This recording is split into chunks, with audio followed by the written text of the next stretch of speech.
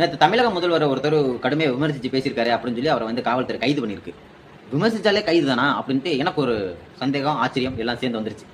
அப்படி பார்த்தோம்னா நான் ராமநாதபுரம் பிடிஜே, அப்புறம் சிஜேஎம், அப்புறம் ராமநாதபுரம் கலெக்டர் 3 பேருமே விமர்சிச்சிருக்கேன்.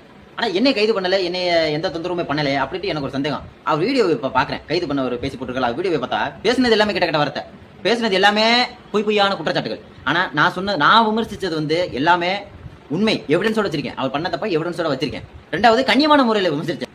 அரசியலமைப்போட முதன்மையான நோக்கமே ஒரு இந்திய குடிமகன் உரிமையை பாதுகாப்பதற்கும் அவனோட சுதந்திரத்தை அவனுக்கே மீட்டு கொடுக்கறதுக்கு தான் உருவாக்கப்பட்டிருக்கு. அப்ப ஆர்டிகல் 19 பேச்சுரிமை, கருத்துரிமை, எழுத்துரிமை 3 அவனுக்கு உரிமையா கொடுத்துருக்கு. ஆனா அந்த உரிமை கண்ணியமான முறையில தான் நம்ம விமர்சிக்கணும். நம்மளால விட்டு விளாசிருக்கு. அதனால என்னை பொறுத்த வரைக்கும் நான் படிச்ச வரைக்கும் கைது பண்ணாது சரி. ரெண்டாவது, விமர்சிக்கிறீங்கன்னா தகுந்த எவிடன்ஸோட விமர்சிங்க.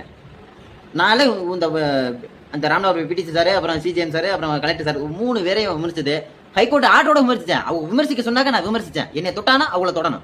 ஏன்னா நான் தூண்டுதல் பேரில் தான் விமர்சிச்சேன் கணக்கில் வந்துடும். அதுவும் உண்மையை தான் சொல்லியிருக்கேன். ஆனால் நம்மளால எந்த பின்புலத்தில் இருக்காருல நல்லா பூந்து விளையாடி இருக்காரு, இப்போ உள்ள போய் உட்காந்துருக்காரு. அதனால நம்ம ஒரு குறிக்கோளோட பயணிக்கிறோம்னா முதல்ல நம்ம பயணங்கள் சரியா இருக்கணும், நம்மளோட நோக்கம் எண்ணங்கள் சரியா இருக்கணும், நம்ம போற பதை சரிதானா அப்படின்னு உறுதிப்படுத்திக்கிட்டு தான் நம்ம வீடியோலாம் அப்லோட் பண்ணணும். அதனால நல்லா தெரிஞ்சுக்கோங்க, ஒருத்தர் தப்பு பண்ணிட்டான் அப்படின்ட்டு நீங்க பொதுவெளியில் கொண்டு வரணும், முதல்ல எவிடன்ஸ் தேவை, அதோட நோக்கம் குறிக்கோள் தேவை, பண்ண போறது சரிதானா அப்படிங்கிற புரிதல் தேவை, பகுத்தறிவு வேணும். முதல்ல நம்ம என்ன பேசுறோம், என்ன வைக்கிறோங்கிறது முதல்ல பகுத்தறிவு முதல்ல நமக்கு தேவை. அவதூறா பேசுறது தப்பு இல்ல, அது உண்மையான சம்பவமா இருக்கணுங்கிறதா BNS 356 நோக்கமே. அது நீங்க சொல்றது அந்த சட்டத்துக்கு உட்பட்டு வந்துருச்சுன்னா உங்க மேல அவதூறு பாயாதுங்கிறது ஒரு விழிப்புணர்வுக்காக இந்த வீடியோ பதிவு போறேன். பாய்.